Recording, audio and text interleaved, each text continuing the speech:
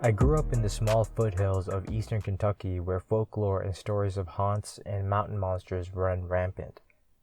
Everyone has a cousin or uncle that saw Bigfoot while out hunting, or an aunt that swears she saw a ghost in the old high school that one time, so it's hard to discern what's true and what's fiction. Most of what I've personally seen or heard while out in the mountains I usually attribute to local wildlife. Have I seen anything that is unexplainable to my logical mind? No, not yet. But I'm also not arrogant enough to think that these things don't exist. In my small town, Dogman is a known perpetrator of many mishappenings. I've heard stories of it killing chickens, trying to bust down doors, attacking hikers, or just being a nuisance on someone's farm or property. I've also heard stories of it stalking those that live deep in the woods, coming to stare into their windows at night, and sometimes even protecting them from strangers that made their way onto their land at some point. The majority of these people like to tell booger stories, as we say.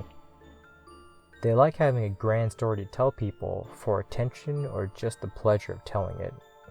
I'm not sure which. But a few are trustworthy, and they are usually the ones that will only tell their tale if asked. My grandfather was one of them. Yes, I know I sound biased because it's my grandfather, but I have 6 uncles and an aunt that literally could make a living out of the lies they tell about local cryptids, and I'm more than happy to call them liars. My grandfather, though, he was a very logical man. He was a skeptic in everything cryptid, as well as spirits and ghosts, always looking for the logical explanation, and usually pissing off the storyteller as well by questioning everything. That's why I tend to believe them, because he never tried to lie to me and his other grandkids. If anything, he was always the voice of reason we ran to when we were scared. But once when I was younger, I asked him if he had ever seen anything before, be it a ghost or a monster. I had been hearing stories from my uncles all day about Bigfoot, haunts, and so on. He sat there for a minute, not even acknowledging my question, and when I was about to ask him again, in case he hadn't heard, he spoke.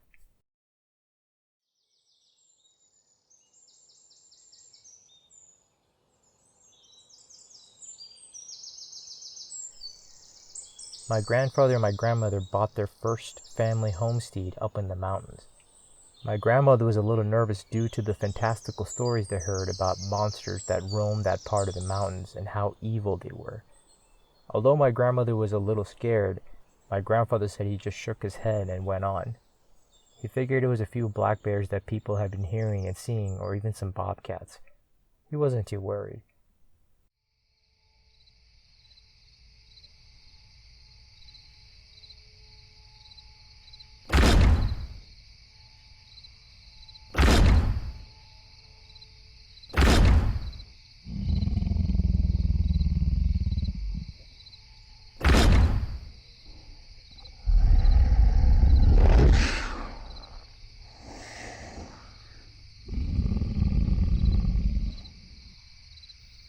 About 2 months into them living there, they heard something pounding and scratching on their front door late in the night.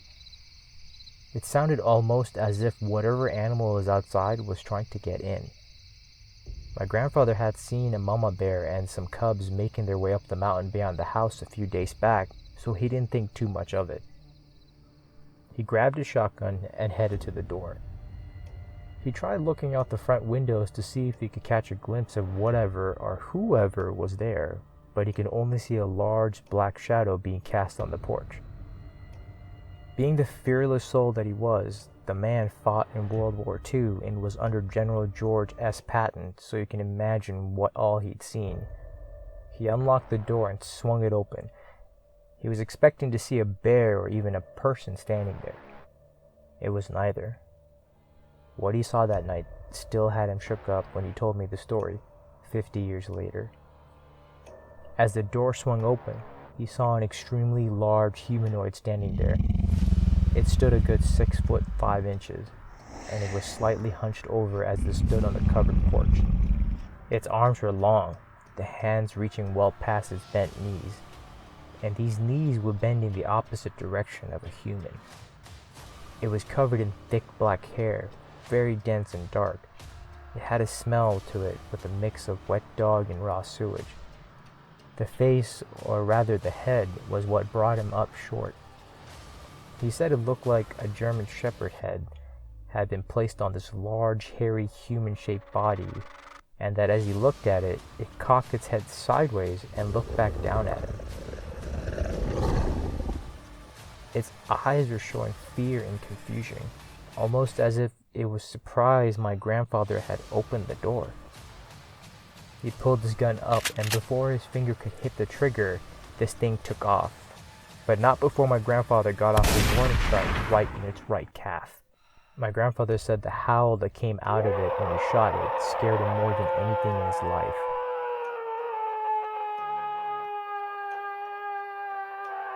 And he ran back inside, bolting the door closed. He stood there listening as its cries and howls began to fade as it ran deeper into the mountains, until he couldn't hear it anymore before he moved away from the door and went back to bed. He told me this thing would still show up sometimes, dragging its wounded leg across his porch as it came up to the door. It would come up to the door, sniff around it before growling softly and then taking off again. He told me there are many things in the woods that can hurt you, be it a beast or a plant. But the thing he saw that night was the scariest of them all, and that I'd best never go looking for it because I would woefully regret it.